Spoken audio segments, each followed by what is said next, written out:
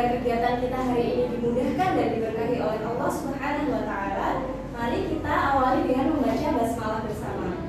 Bismillahirrahmanirrahim. Oke semuanya, anak-anak, apa kabar hari ini? Alhamdulillah, luar biasa. Allahu Akbar. Oke, baik ya semua. Ada yang tidak masuk? Semua. Ya, ini Ibu hitung ada pas 10, berarti alhamdulillah semuanya masuk ya. Oke, anak-anak, sebelum kita masuk ke materi baru hari ini, kita akan mengingat-ingat terlebih dahulu materi yang sudah kita pelajari pada minggu kemarin. Ada yang masih ingat apa itu?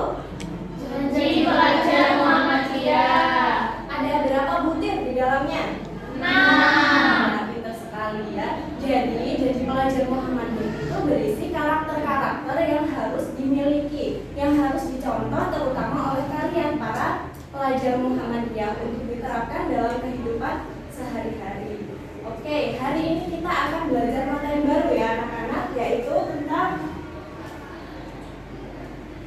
latar belakang Muhammadiyah berdiri. Jadi perlu diketahui ya anak-anak bahwa berdirinya Muhammadiyah itu bukan tanpa sebab ya. Jadi ada hal-hal yang menyebabkan berdirinya Muhammadiyah. Nah, ada 2 sebab ya anak-anak dari berdirinya Muhammadiyah itu. Yang pertama ada sebab subjektif, yaitu yang berkaitan dengan diri Kiai Haji Ahmad Dahlan sebagai pendiri Muhammadiyah. Dan yang kedua ada sebab objektif. Nah, ini dibagi menjadi 2 lagi anak-anak. Ada yang internal, yaitu yang berkaitan dengan kondisi di dalam umat Islam, dan juga ada yang eksternal, yaitu yang berkaitan dengan kondisi di luar umat Islam. Nah, maka anak-anak melalui pembelajaran hari ini diharapkan kalian nanti itu dapat menganalisis ya sebab subjektif dan juga objektif, baik itu yang internal maupun eksternal dari berdirinya Muhammadiyah. Oke anak-anak, strategi pembelajaran yang akan kita gunakan hari ini namanya itu ada reading guide. Jadi nanti kita akan memanfaatkan bahan bacaan yang sudah Ibu share di grup kelas masing-masing. Jadi silahkan HP-nya bisa dikeluarkan dulu dan dibuka e-buku pendidikan Muhammadiyah. Nah, nanti anak-anak sekalian bisa memfokuskan membaca pada materi latar belakang Muhammadiyah berdiri, khususnya bagian sebab-sebabnya. Bisa dipahami ya? Oke, silahkan bisa dikeluarkan HP-nya dan dibuka e-bukunya. Oh iya, agar kalian nanti lebih mudah dalam membaca dan memahami materi, Ibu sudah menyediakan ini anak-anak. Ini adalah lembar guide atau panduan. Nah, di dalamnya sudah berisi kisi-kisi dari materi penting yang kita pelajari. Nah, tapi ini bagian bawahnya masih berupa titik-titik ya anak-anak. Jadi nanti tugas kalian selain membaca adalah menuangkan hasil bacaan kalian di lembar guide ini berdasarkan kisi-kisi yang ada. Bisa dipahami? Bisa. Oke, kalau gitu Ibu bagikan terlebih dahulu ya.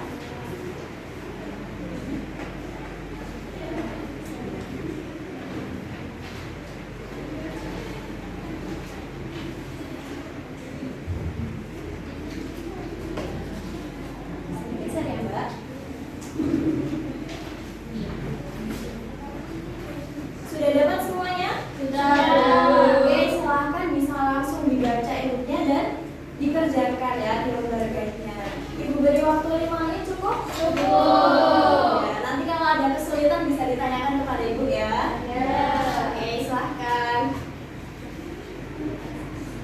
Ada kesulitan Mbak? Belum ya. Mbak Jessica sudah sampai mana? Oh, sudah sampai sebab subjektif. Ya, lanjutkan ya.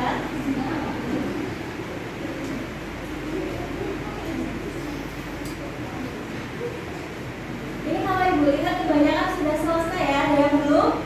Sudah. Sudah selesai semua? Ya. Oke, kita diskusikan bersama ya. Coba kita lihat sama yang sudah dibuat, apa sudah selesai, sudah sesuai atau belum. Coba ada yang mau membacakan hasil temuannya terkait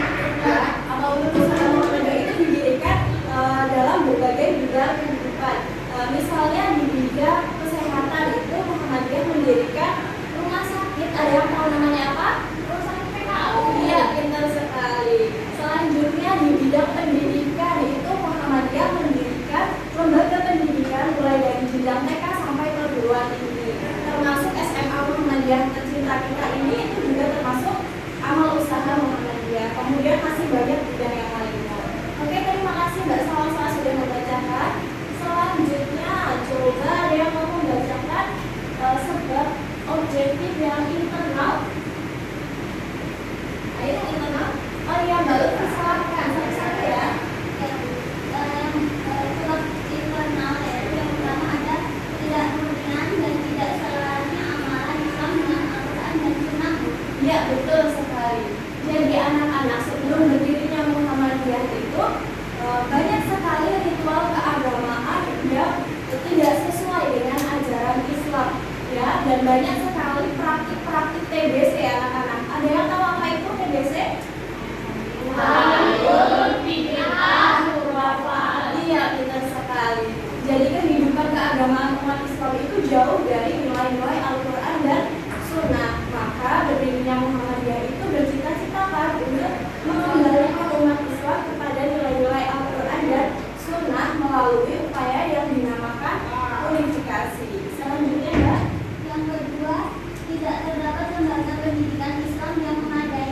Ya, pintar sekali. Jadi anak-anak ketika itu terjadi dualisme sistem pendidikan di Indonesia, yaitu antara pendidikan sekolah yang dikembangkan oleh Belanda dan hanya mengajarkan ilmu pengetahuan umum saja dengan pondok pesantren yang hanya mengajarkan ilmu agama saja.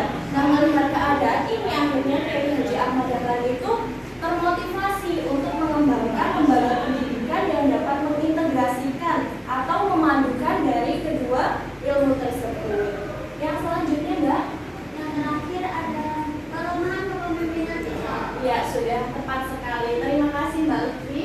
Selanjutnya yang internal, eksternal. Ada yang mau membacakan? Mbak Rizda dulu tadi ya. Yang eksternal yaitu yang pertama meningkatnya gerakan misi agama lain di masyarakat Indonesia. Iya, sudah tepat sekali. Jadi anak-anak ketika itu Indonesia masih dalam suasana penjajahan oleh Belanda dan mereka itu memiliki misi 3G. Anak-anak terdiri dari apa saja kalau tidak? Iya, pintar sekali ya murid-murid ibu ini.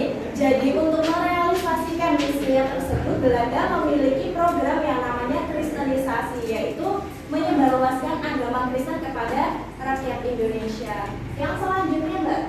Pengaruh dari gerakan pembaharuan dalam dunia Islam. Iya, tepat sekali ya. Jadi berdirinya Muhammadiyah itu sesungguhnya merupakan mata rantai dari gerakan pembaharuan yang ada di dunia Islam yang sudah dilakukan oleh para tokoh terdahulu anak-anak, seperti misalnya ada Jamaluddin Al-Afghani, kemudian ada Muhammad Abduh, Rashid Ridho dan sebagainya. Nah, Kiai Haji Ahmad Dahlan itu melakukan kajian terhadap karya para tokoh tersebut dan akhirnya terinspirasi untuk membangun sebuah gerakan yang dapat merealisasikan dakwah amar ma'ruf nahi munkar tadi. Oke, materi kita hari ini sampai situ. Anak-anak ada yang mau ditanyakan sampai sini? Oke, kita beri aplaus dulu ya. Jadi hari ini anak-anak kita sudah belajar terkait materi latar belakang Muhammadiyah berdiri. Nah, tadi kita sudah belajar ada dua sebab, apa dan apa? Subjektif dan objektif. Objektif dibagi menjadi dua, apa dan apa? Eksternal dan internal.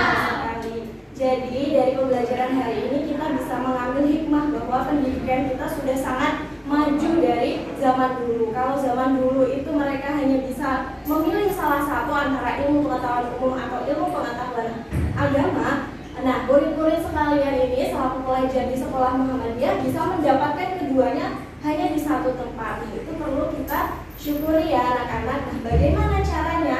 Yaitu dengan rajin belajar anak-anak. Kita tidak boleh menyia-nyiakan kesempatan dan nikmat yang telah diberikan kepada kita. Maka anak-anak sekalian harus rajin dan semangat dalam belajar.